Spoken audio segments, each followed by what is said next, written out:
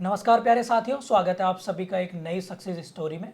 आज मेरे साथ हैं अंकित तिवारी, जिनका हाल ही में यूपीपीसीएसजे 2022 में सिलेक्शन हुआ है और अंकित जी ने अपने पहले ही प्रयास में 87 रैंक जो है सिक्योर की है। मैं सत्येंद्र टारगेट फॉर आईक्यू की पूरी टीम की तरफ से अंकित जी आपको कॉन्ग्रेचुलेट विश करूंगा और आपको शुभकामनाएं देता हूँ और बधाई देता हूँ। Thank you. अंकित जी, आपको कैसा लग रहा है सिलेक्शन के बाद? एक्सपेक्टेशन थी या नहीं? सर एक्सपेक्टेशन थी, बट इतनी टॉप 100 रैंक की एक्सपेक्टेशन नहीं थी। मैं एक्सपेक्ट कर रहा था कि सिलेक्शन हो जाना चाहिए जिस हिसाब से मेंस का परफॉर्मेंस था, पर टॉप 100 रैंक की एक्सपेक्टेशन नहीं थी सर। और तो जब रिजल्ट आया तो क्या था? रिजल्ट के 5 मिनट पहले का क्या था और आफ्टर रिजल्ट सर का क्या, घर का क्या था माहौल? सर 5 मिनट पहले तो सब अपना काम कर रहे थे। ऐसे रिजल्ट आया, मैंने नाम देखा, मैं स्क्रीम फॉर 7 मिनट्स, 5-7 मिनट्स मैं खूब चिल्लाया सर, जितनी जान से चिल्ला सकता था चिल्लाया। देन पेरेंट्स केम, तो सर लाइफ चेंज हो गई उसके बाद से। एवरीवन वाज हैप्पी, सब खुशियाँ मना रहे थे कि चलो finally after 5 years the success has come to us. मतलब ये 5 साल का आपके जर्नी स्ट्रगल था पूरा। तो ये जज बनने का कब आया दिमाग में? Sir 3rd year law college में आई थी। मतलब एलएलबी के एलएलबी दौरान के या दौरान एलएलबी ही से आया। पहले आ गया नहीं, था? एलएलबी के दौरान ही एलएलबी आया। सोच क्या कर रहे थे सोच के फिर? सर एलएलबी तो सोच के ये कर रहा था कि प्रैक्टिस करनी है, मतलब पहले एडवोकेसी करनी है। अच्छा, बट वहाँ पे कुछ लोगों को देखा प्रिपेयर करते हुए, उस पर थोड़ी सी इंस्पिरेशन मिली।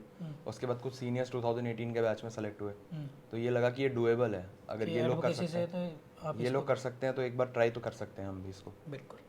अंकित जी, ये बताइए कि अब सिलेक्शन हो गया और फर्स्ट अटैम्प्ट में 87 रैंक आना रियली मुझे पर्सनली बहुत अच्छा लगा। अंकित जी हमारे GS paper pre, GS paper mains और मॉक इंटरव्यू प्रोग्राम का हिस्सा थे। प्यारे साथियों, अंकित जी से जानेंगे यूपीपीसीएसजे के बारे में कि जब इसकी प्रिपरेशन स्टार्ट की आपने, तो हमारे सभी व्यूवर्स को, सभी साथियों को बेसिक से बताइए कि प्रीलिम्स क्या है, फिर आपकी स्ट्रेटेजी क्या रही, फिर मेंस क्या है और मेंस के लिए आपने क्या किया, और इसी तरीके से फिर आप इंटर पे बिंदुवार तरीके से बताइए प्लीज़। ठीक है। ये एग्ज़ाम 3 चरणों में कंडक्ट कराया जाता है। पहला आपका प्रिलिमिनरी स्टेज होगा, जो कि एक क्वालिफाइंग नेचर का एग्ज़ाम है। इसमें आपसे 2 पेपर लिए जाते हैं। प्रथम शिफ्ट में आपका जीएस का पेपर होगा, जो जनरल स्टडीज़ का पेपर होगा। 150 सवाल आपसे पूछे जाएंगे उसमें। 1 नंबर का 1 सवाल होगा और 1/3 की नेगेटिव मार्किंग है आपकी। और दूसरा पेपर आपका लॉ का पेपर होगा, जो 150 नंबर का होगा, बट एक सवाल 2 नंबर का होगा। 150 क्वेश्चन आएंगे, 150 सवाल होंगे, और हर सवाल 2 नंबर का, यानी और 300 0.66 का नेगेटिव मार्किंग है। जी। तो जीएस पेपर के लिए पहले तो मैंने एनसीईआरटीज़ पढ़ी, बेसिक अपना स्ट्रॉन्ग करने के लिए। उसके बाद आपकी क्लासेस अटेंड करी सर, उनका रिवीजन किया, और घटना चक्र से एमसीक्यू सॉल्व किए multiple times with their explanation, और उनके एक्सप्लेनेशन के शॉर्ट नोट्स बनाए और लास्ट टाइम उनको रिवाइज किया। सेकेंडली, जो आपके करंट अफेयर्स के नोट्स थे उसको रिवाइज किया, न्यूज़पेपर पढ़ा, और प्रतियोगिता दर्पण से भी कुछ हेल्प ली, और अन्य किताबों से कुछ हेल्प लेके करंट अफेयर्स के शॉर्ट नोट्स बनाए, और उनको कैटेगरी वाइज सेग्रीगेटेड नोट्स बनाए, नेशनल के अलग, इंटरनेशनल के अलग, स्पोर्ट्स के अलग, सारी कैटेगरीज के अलग, ताकि उनका रिवीजन ईजी हो जाए, और इससे बहुत हेल्प हुई। और पेपर सॉल्विंग के टाइम में मैंने डिसाइड किया पेपर देख के पहले कि कौन सी चीज़ें पहले हमें सॉल्व करनी है, जहाँ से हमारे मिनिमम मार्क्स सिक्योर हो जाए, अराउंड 65-70 मार्क्स, ताकि हमें लॉ के पेपर में हम बाकी चीज़ कवर कर सकें। सेकेंडली, लॉ का पेपर हुआ सर हमारा। लॉ के पेपर के लिए मैंने पहले तो बेयरेट्स पढ़ी थॉरली, A to Z सारी बेयरेट्स पढ़ी, कोई सेक्शन स्किप नहीं किया मैंने उसमें। उसके बाद मैंने बहुत सारे टेस्ट दिए, और सिंगल्स और ओपी त्रिपाठी से मैंने एमसीक्यू सारे किए। द्वितीय चरण में ये एग्ज़ाम मेंस का एग्ज़ाम होगा, जो आपका 3 दिन कराया जाएगा। मतलब प्री के एग्ज़ाम देने के बाद तो आप पूरी तरीके से कॉन्फिडेंट थे कि यार प्रीलिम्स निकल जाएगा? प्री का एग्ज़ाम देने के बाद आई वाज कॉन्फिडेंट कि प्री निकल जाएगा। अच्छा, तो फिर मेंस की तैयारी आपने आफ्टर प्रीलिम्स की या फिर पहले से ही लगे हुए थे? नहीं, पहले से की थी। उसके बाद जब ये श्योरिटी हो गई पेपर देने के बाद कि हम ये कर, हमारा प्री क्लियर हो रहा है, तो उसको फिर स्ट्रीमलाइन किया प्रिपरेशन को। शॉर्ट नोट्स बनाए, जो बने हुए थे बनाए, और जहाँ पे ज़रूरत थी और ऐड किए शॉर्ट नोट्स वहाँ पे, और उनको थॉरो रिवीजन दिया एक शेड्यूल्ड मैनर में। एक शेड्यूल प्रिपेयर किया डे वाइज कि ऐसे पढ़ना है फॉर 7 डेज, उसको लिखा, उसको कंप्लीट किया। उसके बाद हर 8th डे पे टेस्ट, और उसी पैटर्न में, जिस पैटर्न में आयोग पूछता है आपसे। ये 3 घंटे का 9 से 12 में ही पेपर लिखना है। अगर आप इंग्लिश का पेपर लिख रहे हो या जीएस का पेपर लिख रहे हो, और अगर सब्सटैंटिव का पेपर लिख रहे हो, तो 2 से 5 में ही होगा वो, क्योंकि वो अब मेरे को आदत डालनी थी कि ये सब्जेक्ट इसी टाइम पढ़ना है, इस तरीके से इसको स्ट्रीमलाइन किया। प्रैक्टिस के लिए भी आपने टाइम को Time भी bound उसी किया था। अकॉर्डिंग प्रेफरेंस दी, जैसे एज इट इज कमीशन। जो पेपर जिस टाइम होता वो पेपर की उसी टाइम प्रैक्टिस होगी। अच्छा अच्छा। अगर आपका सब्सटैंटिव लॉ 2 बजे होता है तो 2 बजे ही उसका पेपर लिखना है, अगर टेस्ट पेपर भी है। माइंड को मैं यूज टू बनाना चाह रहा था कि जो पेपर जिस टाइम होगा आप उस टाइम उसकी प्रैक्टिस करोगे तो अच्छा रहेगा आपके लिए। अच्छा अंकित जी, ये बताइए कि आप हमारे सभी साथियों को बताइए कि कोई साथी है और उसका प्रीलिम्स नहीं निकल रहा है, मान लेते हैं आपसे, होते हैं बहुत सारे बच्चे कि सबका नहीं निकल पाता है, या फिर वो फ्रेशर है, पहली बार जुडिशरी की तैयारी करने आ रहा है, आप क्या मूल मंत्र देना चाहेंगे कि अगर ये काम कर लें तो भाई आपका प्रीलिम्स निकल जाएगा? पहले तो बैरेक्ट पढ़ना है, बैरेक्ट पढ़ना बहुत ज़रूरी है, कोई सेक्शन स्किप नहीं करना है। आजकल का ट्रेंड ऐसा हो गया है कि आयोग कुछ भी पूछ सकता है आपसे, तो आपको सेलेक्टेड रीडिंग से अब सिलेक्शन नहीं होता है। आपको पूरा बैरेक्ट पढ़ना है विद कॉन्सेप्चुअल क्लैरिटी, और एक बार आप ये कर लेते हैं लॉ के लिए, उसके बाद आप जितने एमसीक्यू सॉल्व कर सकते हैं उतने एमसीक्यू सॉल्व करें। जीके के लिए आप एक बार एनसीईआरटीज पढ़ सकते हैं तो पढ़ लें, उसको नोट से सप्लीमेंट करके आप अपनी नॉलेज एक बार स्ट्रॉन्ग कर लें।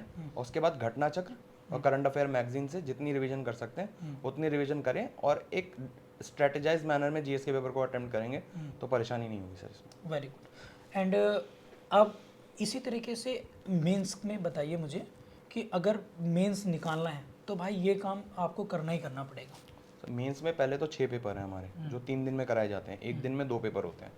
मैं पेपर बाय पेपर आपको स्ट्रेटेजी बता देता हूँ। जीएस पेपर के लिए जो नोट्स आपने करंट अफेयर्स पढ़ा था और जो आपने हिस्ट्री पढ़ी थी उस टाइम, उसी को थोड़ा सा डिटेल मैनर में पढ़ना है, क्योंकि हमारे पास मेंस में सब्जेक्टिव क्वेश्चंस होते हैं, explain in 75 words, explain in 200 words, तो उसके लिए हमें थोड़ा नॉलेज बेस ज़्यादा चाहिए। तो अगर उसके लिए नॉलेज बेस आप बिल्ड कीजिए और लिखने की प्रैक्टिस कीजिए बस। जो चीज़ें वहाँ पे आपको 1 वर्ड में आई थी वो यहाँ पे आपको 75 वर्ड्स में एक्सप्लेन करके लिखने के लिए बोला जाए। तो आपको थोड़ा सा अपना नॉलेज बेस बस इंप्रूव करना है उसमें नोट्स में एडिशन करके, और उसके बाद आप उसको सक्सीड कर सकते हैं। फर्स्ट पेपर में आपको कोई प्रॉब्लम नहीं होगी। सेकंड पेपर आता है हमारा इंग्लिश लैंग्वेज का। इंग्लिश लैंग्वेज के लिए आप एडिटोरियल्स पढ़िए पहले तो एस्से को स्ट्रॉन्ग करने के लिए। सेकेंडली प्रेसी राइटिंग की आप प्रैक्टिस करेंगे। मैंने रेगुलर बेसिस पे 2-2 प्रेसी प्रैक्टिस की थी। साथ में मैंने प्रीवियस ईयर के यूपी के एग्जाम्स और दिल्ली के एग्जाम्स और एमपी के एग्जाम से उनका जो प्रेसी वाला पार्ट आता है, लैंग्वेज वाला, वो उससे हेल्प वो लिया और उनको डेली बेसिस पे सॉल्व किया। और थर्ड पेपर आपका हो जाता है हिंदी लैंग्वेज का। हिंदी लैंग्वेज की भी सेम स्ट्रैटेजी है। मैंने उसके लिए हिंदी का अखबार पढ़ा था और वहाँ से संपादकीय पढ़ता था मैं, पॉइंट्स इकट्ठा करने के लिए, ताकि हम एस्से में अच्छे पॉइंट्स ऐड कर सकें। और ट्रांसलेशन और प्रेसी राइटिंग के लिए सेम वही स्ट्रैटेजी थी जो इंग्लिश में फॉलो की। उसके बाद जो चौथा एग्जाम आता है वो हमारा पहला पेपर होता है लॉ का, सब्सटैंटिव लॉ। ये थोड़ा बड़ा पेपर हो जाता है क्योंकि इसमें कॉन्स्टिट्यूशन जो आपका है वो 50 मार्क्स का स्टैंड अलोन है, तो सबसे ज़्यादा ध्यान तो पहले कॉन्स्टिट्यूशन पे दिया जाए। सेकेंडली हिंदू और मुस्लिम लॉ आप थोड़ा सा सेलेक्टिव होकर पढ़ेंगे क्योंकि बहुत बड़ा सब्जेक्ट है, ये बहुत बड़ा है और टॉपिक कम आएंगे। आयोग जितना आपसे डिमांड कर रहा है, आप अगर वो सेलेक्टिव होकर हिंदू और मुस्लिम लॉ में स्पेसिफिकली पढ़ते हैं तो वो आपका हिंदू मुस्लिम लॉ कवर कर देगा। कॉन्ट्रैक्ट, एसआरए, टॉर्ट और पार्टनरशिप, ये चारों एक मेजर रोल प्ले करेंगे आपके प्रिपरेशन में, तो इनको निगलेक्ट ना किया जाए एक माइनर सब्जेक्ट छोड़ के। इस बार तो कमीशन ने पूरा पैटर्न ही चेंज कर दिया था। और जिस हिसाब से ट्रेंड चल रहा है कि आयोग अब वो चीज़ें सेलेक्टिव सब्जेक्ट्स आपको पढ़ने के लिए नहीं एनकरेज कर रहा है। आप सारा एक साथ पढ़िए। आयोग का आपसे ये मांग है कि आप कुछ भी स्किप करके मत आइए। जैसे अभी के रीसेंट एग्जाम में ही ईजमेंट, टॉर्ट और इक्विटी के जो क्वेश्चंस थे, पहले 18 तक लोग छोड़ देते थे उसको, बट अभी क्या किया उन्होंने कि मेजर सब्जेक्ट के साथ एक एक माइनर सब्जेक्ट ऐड कर दिया है, तो उससे काफ़ी लोगों को बहुत प्रॉब्लम हुई। तो मेरी एडवाइस यही होगी कि आप ये सारे सब्जेक्ट्स पढ़ें, किसी सब्जेक्ट को ना छोड़ें सब्सटैंटिव लॉ में, क्योंकि एक स्कोरिंग पेपर है, बट इसमें मेजर जो ध्यान देने वाली 3-4 सब्जेक्ट्स हैं वो आपका कॉन्ट्रैक्ट, कॉन्स्टिट्यूशन और हिंदू और मुस्लिम लॉ। उसके बाद आया फोर्थ पेपर हमारा प्रोसीजरल लॉ का पेपर है। इसमें जो सबसे मेन चीज़ है जो आपका 40 से 45 मार्क्स का वेटेज लेती है वो है प्लेंट राइटिंग या जजमेंट राइटिंग। तो आपको उसकी प्रैक्टिस करनी पड़ेगी और आपको पेपर से पहले डिसाइड करना पड़ेगा कि आप किस चीज़ में ज़्यादा कंफर्टेबल हैं। जजमेंट राइटिंग के लिए क्या किया आपने? सर जजमेंट राइटिंग के लिए रॉबिनजीत सिंह की और अर्जिंदर कौर मैम की एक बुक आती है, मैंने उससे फॉर्मेट देखा था, थोड़ी बहुत प्रैक्टिस की उसकी, बट मैं डेली बेसिस पे प्रैक्टिस नहीं कर रहा था जजमेंट राइटिंग में, डेली बेसिस पे प्लेन और रिटन स्टेटमेंट की वो कर रहा था। पर मैंने अपने आप को इतना एक्वेंट कर लिया था, आपने प्लेन WS लिखा था? प्लेन WS लिखा था, पर मैंने अपने आप को इतना एक्वेंट कर लिया था कि अगर मेरे को सिचुएशन ऐसी आई कि मेरे को जजमेंट लिखना पड़ गया वहाँ पे तो मैं लिख दूंगा। सेकेंडली CRPC, CPC और एविडेंस के लिए मैंने नोट्स पढ़े थे अपने जितने भी थे, और उनकी आंसर राइटिंग की थी रेगुलर उसी पैटर्न पे। जिस टाइम एग्जाम होगा उस टाइम आंसर राइटिंग करेंगे, फुल लेंथ पेपर लिख के। ओके, मतलब आपने जो तैयारी करी तो वो फुल लेंथ पेपर के हिसाब से ही करते थे आप, और आंसर राइटिंग प्रैक्टिस और रिवीजन। अच्छा चलिए, ये तो मेंस का आपका हो गया।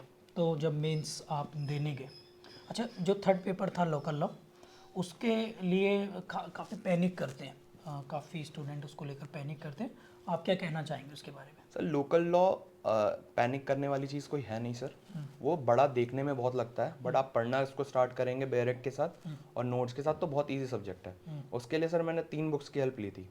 एक तौसीफ रज़ा सर की बुक आती है, एक समर्थ अग्रवाल सर की बुक आती है, और एक कोई मार्केट में और कोई एक बुक है सर, अरिहंत की बुक है। तो वहाँ से मैंने एक कंसोलिडेटेड अपने नोट्स बनाए थे उसके, उनके यूज़ करके, और उनको यूज़ करके अपने नोट्स बनाए थे। कोई एक स्पेसिफिक मैंने सोर्स यूज़ नहीं किया था, और उसका कंटिन्यूस रिवीजन दिया था। जितना कम्बरसम ये था, मैंने ये डिसाइड किया था कि डे का जो स्टार्टिंग का 2 आवर होगा वो लोकल लॉ ही करेंगे। सबसे पहले सबसे कम्बरसम चीज़ को ख़त्म करके उसके बाद बाकी का लॉ करेंगे और लैंग्वेज की प्रैक्टिस करेंगे।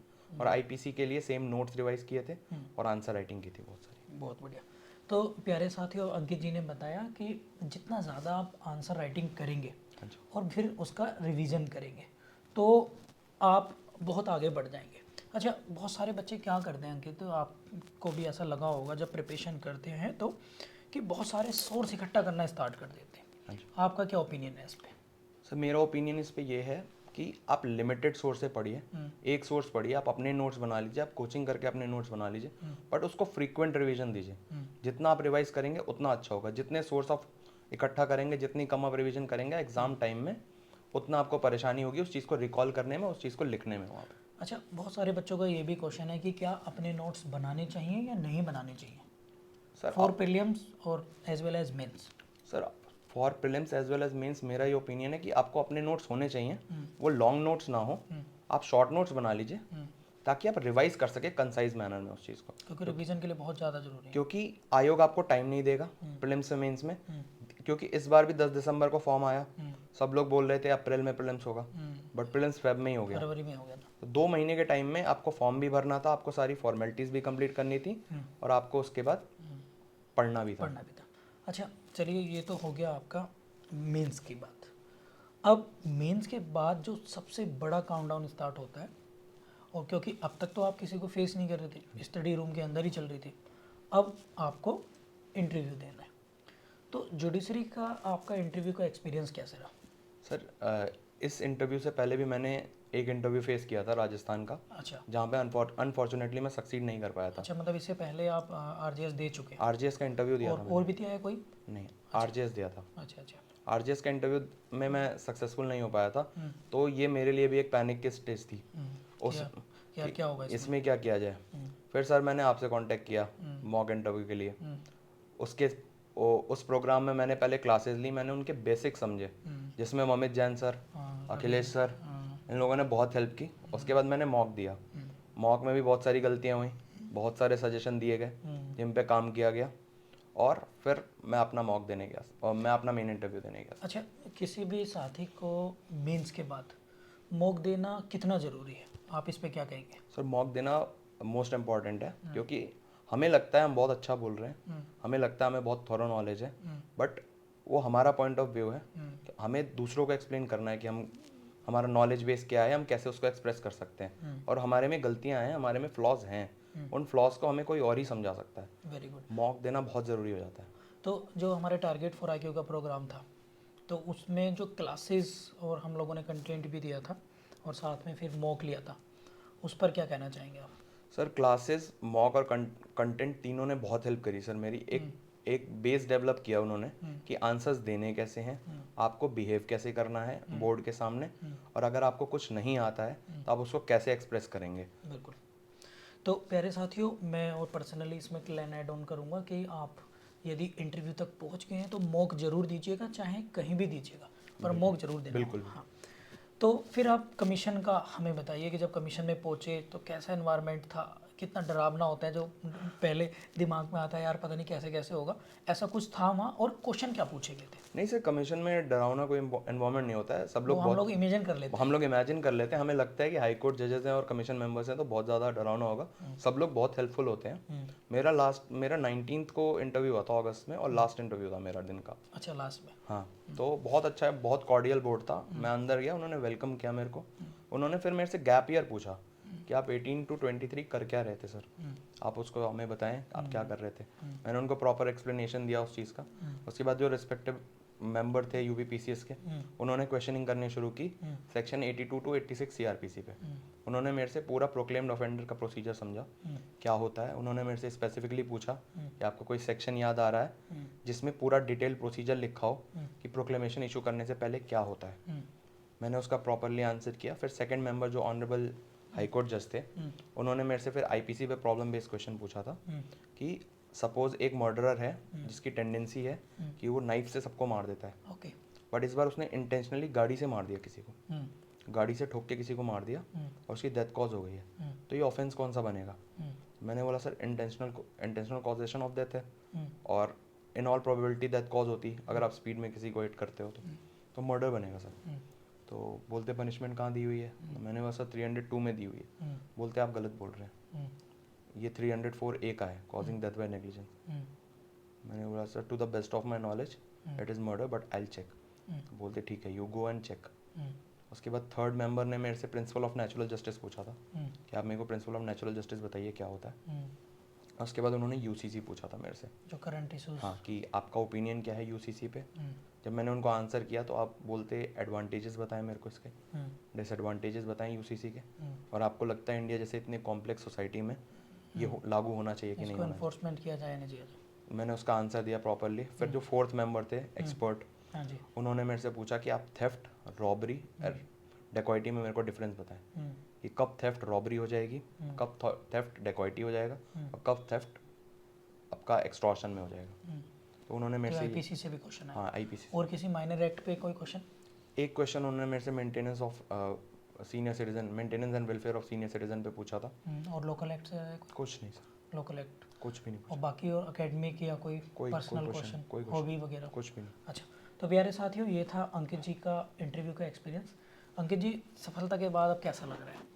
सर कुछ दिन तो सर अभी तक फीलिंग सिंक इन नहीं हुई है, मेरे को आई होप टाइम लगेगा थोड़ा सा, मज़ा आ रहा है? बहुत बहुत अच्छा एक्सपीरियंस है। मैं सबको यही बोलना चाहूँगा कि ये एक्सपीरियंस पाने के लिए पढ़ाई करें, आपकी लाइफ चेंज हो जाएगी सेलेक्ट होने के बाद।